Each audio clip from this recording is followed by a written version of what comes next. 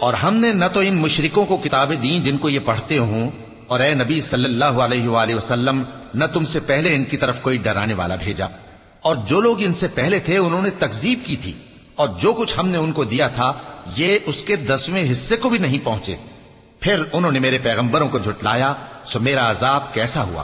کہہ دو کہ میں تمہیں صرف ایک بات کی نصیحت کرتا ہوں کہ تم اللہ کے لیے دو دو اور اکیلے اکیلے کھڑے ہو جاؤ، پھر غور کرو تمہارے رفیق یعنی اس نبی صلی اللہ علیہ وآلہ وسلم کو کسی طرح کا جنون نہیں،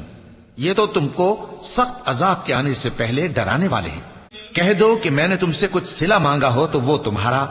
میرا صلہ اللہ ہی کے ذمے ہے اور وہ ہر چیز سے خبردار ہے۔ کہہ دو کہ میرا پروردگار اوپر سے حق ہی نازل کرتا ہے اور وہ غیب کی باتوں کا جاننے والا ہے۔ کہہ دو کہ حق آ چکا اور باطل نہ تو پہلے کچھ کر سکتا ہے اور نہ دوبارہ کچھ کرے گا۔ کہہ دو کہ اگر میں گمراہ ہوں تو میری گمراہی کا ضرر مجھی کو ہے، اور اگر ہدایت پر ہوں تو یہ اس وحی کے طفیل ہے جو میرا پروردگار میری طرف بھیجتا ہے، بے شک وہ سننے والا ہے، نزدیک ہے۔